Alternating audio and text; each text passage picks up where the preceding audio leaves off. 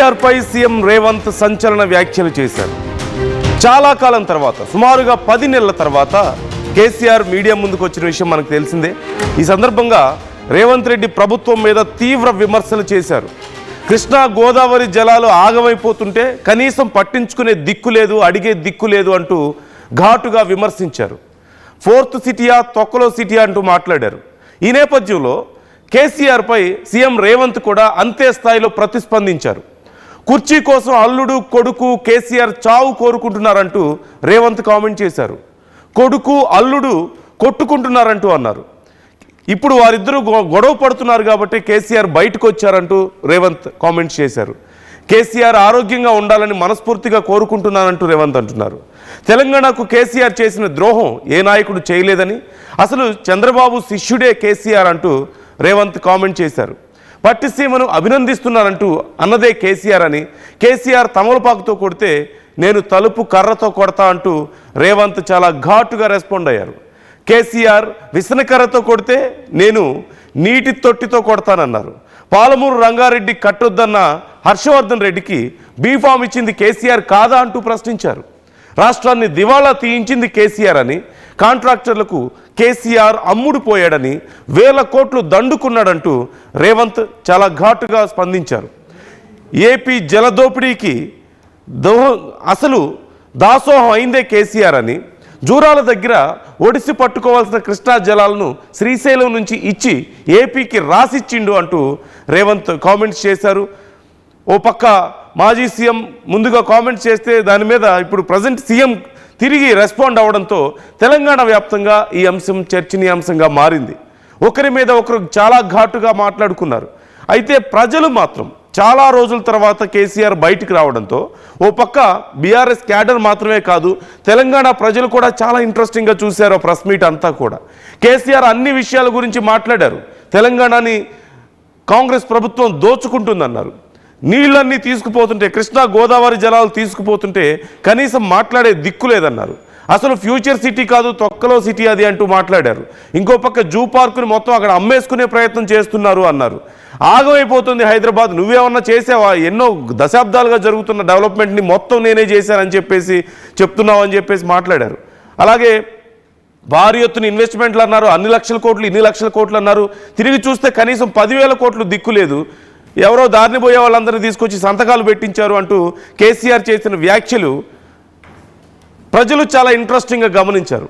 అయితే దీనికి రెస్పాండ్ అవుతూ, ఈ మొత్తం విమర్శలకి రెస్పాండ్ అవుతూ రేవంత్ కూడా ఒక చిట్ చాట్, మీడియాతో చిట్ చాట్ నిర్వహించారు. ఈ చిట్ చాట్లో రేవంత్ అంతకంటే ఘాటుగా మాట్లాడారు. మరొక ముఖ్యమైన విషయం, కేసీఆర్ మాట్లాడుతూ రేవంత్ ఎప్పుడు నా చావు కోరుకుంటున్నాడు, ఎప్పుడు పోతాడో అని చెప్పి మాట్లాడుతున్నారు. ఇంత ద్వేషం ఉండొచ్చా అని చెప్పి చాలా ఘాటుగా మాట్లాడారు. దీనికి రేవంత్ కూడా అంతే ఘాటుగా స్పందించారు. ఓ పక్క అల్లుడు కొడుకు వాళ్ళలో వాళ్ళు గొడవలు పడుతున్నారు, ఇంట్లో వాళ్ళ నుంచే కేసీఆర్ ప్రాణాలకు హాని ఉంది, ఆయన అసెంబ్లీకి వస్తానంటే అసెంబ్లీ సమావేశాలు నిర్వహించడానికి మేము సిద్ధంగా ఉన్నాం, కృష్ణా జలాల గురించి చర్చించడానికి సిద్ధంగా ఉన్నాం అంటూ రేవంత్ చెప్పారు. అలాగే ఒకవేళ అసెంబ్లీకి వస్తే ఆయనకి ఏమాత్రం అగౌరవం జరగకుండా చూసుకునే బాధ్యత నాది అన్నారు.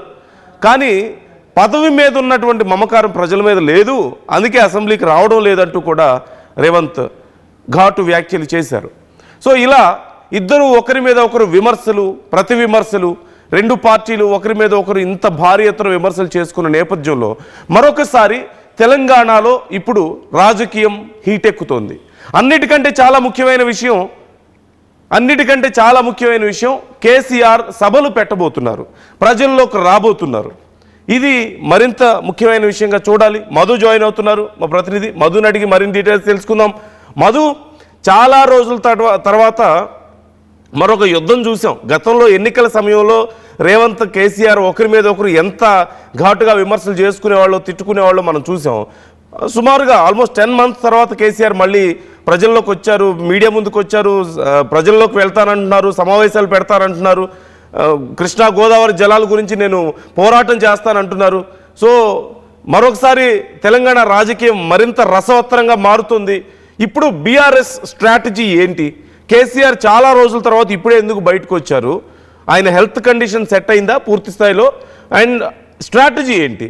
ఏం చేయబోతున్నారు? ఎలా ఫైట్ చేయబోతున్నారు కాంగ్రెస్ మీద? ఎగ్జాక్ట్ అంటే కేసీఆర్ కాస్త యాక్టివ్ గా కనిపించారు. గతంలో ఆయన ముఖ్యమంత్రిగా పనిచేస్తున్న సందర్భంలో కేసీఆర్ ఎంత యాక్టివ్ గా మాట్లాడే వాళ్ళు సేమ్ అదే రీతిలో నిన్న బ్యాక్ టు ఫామ్ లాగా కనిపించారు నిన్న కేసీఆర్. అందరూ కూడా పొలిటికల్ సర్కిల్లో అదే చర్చ జరుగుతుంది. గతంలో కాస్త మెత్తబడ్డారు, అధికారం కోల్పోయిన తర్వాత పెద్దగా కనపడలేదు, మాట్లాడలేదు, చాలా స్తబ్దుగా కనిపించే ప్రయత్నం చేశారు. కానీ నిన్న పూర్తి స్థాయిలో మళ్ళీ బ్యాక్ టు ఫామ్ వచ్చినట్టుగా చాలా యాక్టివ్ గా మాట్లాడుతూ విమర్శల దాడి గత ఉమ్మడి ఆంధ్రప్రదేశ్ నుంచి తీసుకుంటే పాలకుల నుంచి ఇప్పుడు కాంగ్రెస్ పాలన పైన కూడా తీవ్రమైనటువంటి విమర్శలు చేశారు. దాంట్లో సంబంధించి అసలు ఆయన మాట్లాడుతున్న సందర్భంలో కొన్ని స్టేట్మెంట్స్, ఇప్పుడు ఈ రాష్ట్ర ప్రభుత్వం తీసుకున్నటువంటి చర్యలు, ఫార్మాసిటీ కోసం రాష్ట్ర ప్రభుత్వం గతంలో ఎట్లయితే భూములు సేకరించిందో ఒక ఫార్మా హబ్ గా ఉంది ప్రపంచానికి. 1/3 వ్యాక్సిన్స్ అన్ని కూడా జీనోమ్ వ్యాలీ మన తెలంగాణ నుంచే ప్రపంచానికి సప్లై అవుతున్నాయి. వాటి కోసం తీసుకున్నటువంటి భూములను ఈరోజు వాటిని రియల్ ఎస్టేట్ భూములుగా మార్చే ప్రయత్నం చేస్తా ఉన్నారు. అక్కడ వాటిని ఫ్యూచర్ సిటీ, తొక్కల సిటీ అంటూ దాన్ని ఏమార్చే ప్రయత్నం చేస్తున్నారు. మరోవైపు ఏమో హైకోర్టులో మాత్రం కోర్టులకు ఫ్యూచర్ ఫార్మాసిటీ కంటిన్యూ చేస్తున్నామని అబద్ధాలు చెప్తా ఉన్నారంటూ స్టేట్మెంట్ చేస్తూ తీవ్ర విమర్శలు చేశారు. దీనిపైన రేవంత్ రెడ్డి వెంటనే చిట్ చాట్ చేశారు. నిన్న హెడ్ హోమ్ కార్యక్రమం రాష్ట్రపతి కార్యాలయంలో ముగిసిన తర్వాత చేరుకున్నారు. దానికి కౌంటర్ గా మాట్లాడే ప్రయత్నం చేశారు. ఆయన మాట్లాడుతున్న సందర్భంలో అసలు కేసీఆర్ హయాంలోనే అత్యధిక జలదోపిడీ జరిగిందంటూ రేవంత్ రెడ్డి కేసీఆర్ పైన విమర్శల దాడి చేశారు. అసలు 3 జిల్లాలకు, ఒకటి ఉమ్మడి రంగారెడ్డి, ఉమ్మడి పాలమూరు, ఇప్పుడు ఉమ్మడి నల్గొండ జిల్లా, అసలు వాటికి మరణశాసనం రాసిందే కేసీఆర్. మొత్తం పాలమూరు రంగారెడ్డికి జూరాల మంచినీటిని తీసుకుంటే మన హక్కులు మనకు ఉండేటివి, కానీ అట్లా కాకుండా కాంట్రాక్టులకు అమ్ముడు పోయి లిఫ్టులు కట్టారు. జలాలపైన నిజాలపైన అసెంబ్లీలో చర్చిద్దాం రండి అనేటువంటి స్టేట్మెంట్ చేశారు నిన్న. మరొకసారి జనవరి 2 నుంచి అసెంబ్లీ సమావేశాలు స్టార్ట్ చేస్తా ఉన్నా, మాట్లాడదాం అక్కడ నుంచి అంటూ మాట్లాడుతూనే అయినా కేసీఆర్ 2 సంవత్సరాల తర్వాత కలుగులో నుంచి బయటకు వచ్చారు.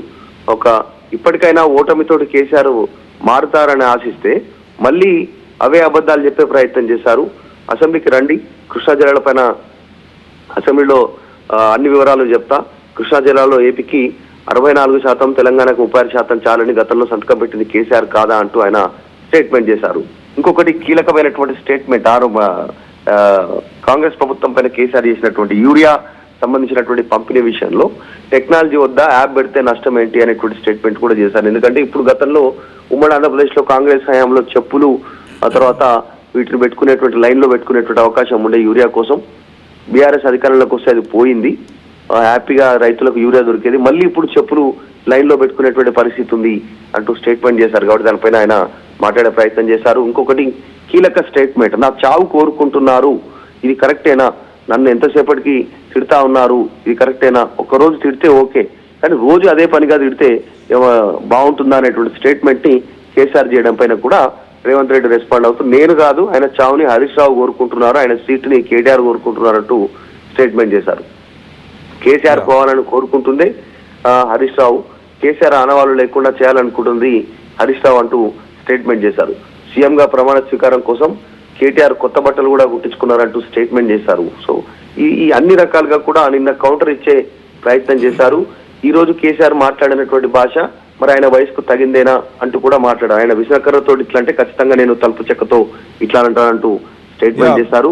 ఆయన మాట్లాడుతూ మీరు ఒక్క నిమిషం వెయిట్ చేయండి. ఒక్కసారి కేసీఆర్ రేవంత్ ఏం మాట్లాడారు, కొన్ని కీలకమైన విషయాలు మనం ఒకసారి ప్లే చేద్దాం అండ్ మళ్ళీ మనం మాట్లాడదాం, కంటిన్యూ చేద్దాం. ఒక్కసారి ప్లీజ్. ఇక నన్ను ఇచ్చడానికైతే వాళ్ళ నోరు మొక్కాలిగా. ఎప్పుడో సందర్భంలో కోపం వచ్చి ఒకటి తిట్టినామంటే ఓ మనిషిని మాట వేరు. పొద్దా కాదే కదా కేసీఆర్ చచ్చిపోవాలి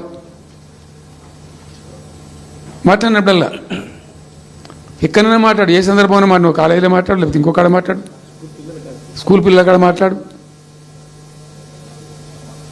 గింత అక్కసు ఉంటుంది మనుషులకు, అది కరెక్ట్ అయితే